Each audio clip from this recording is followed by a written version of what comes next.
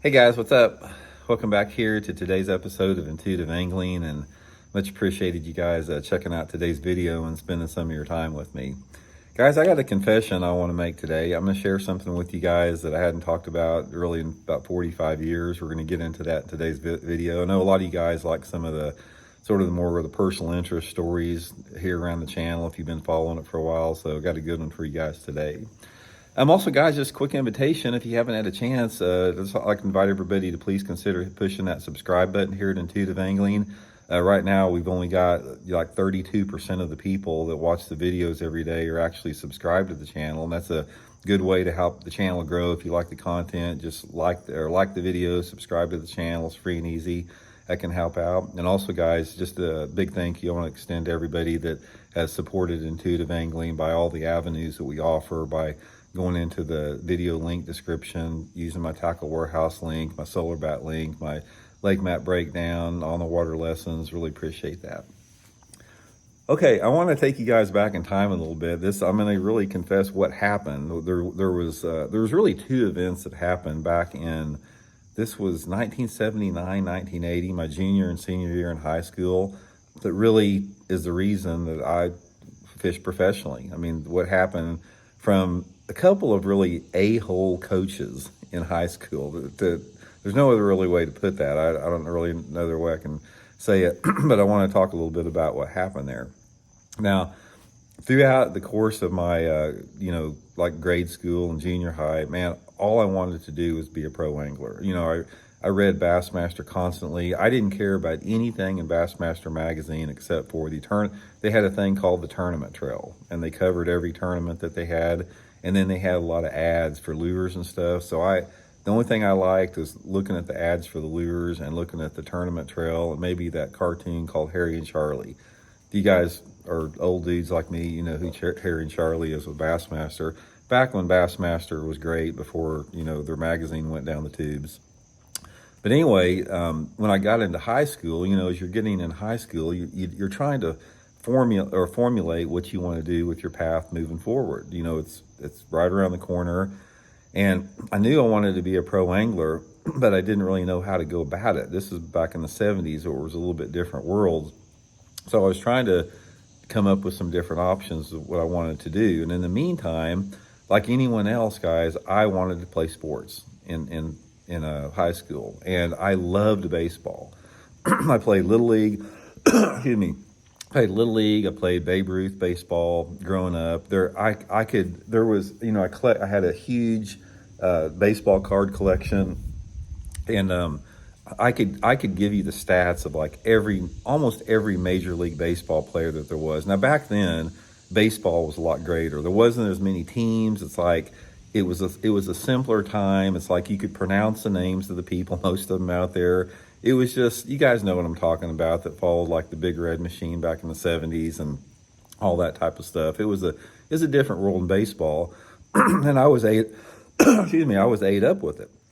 Completely ate up with it. And, since I love playing baseball, I wanted to try out for the baseball team. So anyway, my sophomore year in high school, maybe my junior year, I can't remember. I decided to try it for our baseball team, Parkwood High School in Joplin, Missouri. And back then, you had to try out for stuff. It's like now, I don't know what the deal is now. It's like in high school sports, if you want to play, you just sign up and you get to play high school sports. There wasn't tryouts, but back then there were pretty stringent tryouts for football, basketball, baseball, whatever. So anyway, I was the first baseman. That's what I played through Little League and Babe Ruth and that type of stuff. So I tried out for first base position, and there was two of us trying out for this first base position. And so we went through our tryouts, and I really worked hard practicing getting up to it. So we had our fielding tryouts, and then we had our batting tryouts, before this position on first base. And I wanted this bad. I really wanted to play baseball for Parkwood. So during the fielding tryouts, me and this other guy that were vying for the first base, we did about the same. It's like I got to watch him field, and then I fielded, and it was pretty equal. I mean, we both, there wasn't much distinction between our fielding skills. But guys, when we got up there at batting, it's like it was one of those days where it's just like I was on fire. It's like I was hitting freaking smoking line drives, to all over in the outfield. I think I hit 3 home runs. I mean, it was just like, I couldn't believe how good it was. It's like, I was just like on fire that particular day, like probably the best I've ever hit in my life. And this guy that was trying out for first base, he got up there and did nothing but like hit pop out, popped up to shortstop and hit grounders to second base. So I'm like, and that's all we had to do for the tryout. So after the batting and fielding tryouts, I basically already told myself, you got it. I mean, you're gonna make the varsity, baseball team with this. So anyway, we had to wait a couple days, and then they posted the roster about who made the team or not. So they finally posted it, and I went up there and I looked at the roster, and that other kid had been selected over me.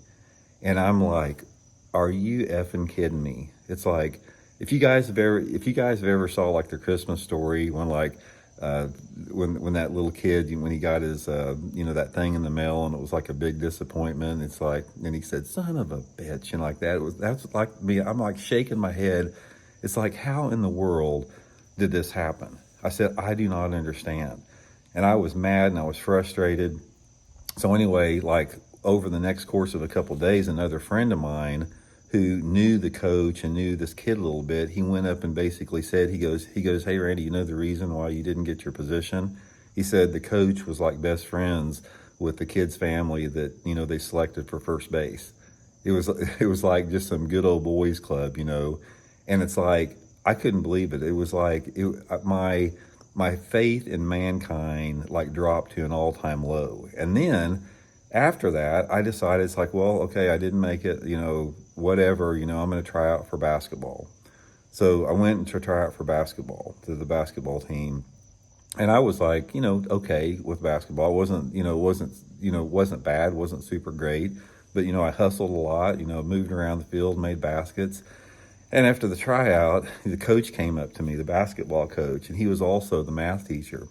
And we were talking about the tryouts and everything because they were getting ready to pick the team. And I asked him, I said, well, do you think I'm going to make it? And he goes, Randy, let me put it this way. And he knew I loved to fish because I actually started a bass club, which this was before any bass clubs were in high school. In 1978, I started a bass club called the Ozark Hog Hunters at Parkwood High School. We had about 10 people in it, and he knew about that. And he goes, Randy, let me put it this way. You probably ought to stick to fishing rather than basketball. So I'm like, what the heck, So eventually, I went out for the golf team, made the golf team, and I played varsity golf for 3 years. But what this taught me, this is what it taught me that I loved about fishing. Fishing, it soured me on team sports, number one, because there was so much inherently wrong about the whole process in team sports that it really pushed me into getting into individual sports. And the individual sports I could get into were golf, bowling, and bass fishing. And I had that's what my love was. And I was a decent golfer. We had a 6-man team, and I was number 3 on the team. And then the bowling, I was bowling in 3 leagues a week, and I applied for my regional PBA card. And at the whole time, I was wanting to be a professional fisherman. So I'm like trying to go into my mind. It's like, I really wanted to do one of those things. Do I want to go all in on golf, bowling, or fishing? And after thinking about it long and hard, I decided to go into fishing. And this is what is so great about fishing and tournament fishing. It's an individual sport. There's nobody going to carry you.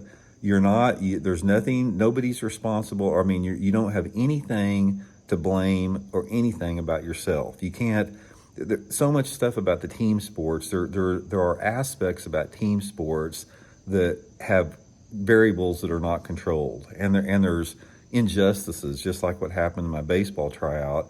But in bass fishing, the purity of tournament fishing, bass fishing, it's all about you. You don't have to rely on anybody else. Nobody else is going to influence the outcome of your future with that. It all rides on your work ethic and your dedication and how hard you want to put into it. And there's nobody can decide if you're good or not.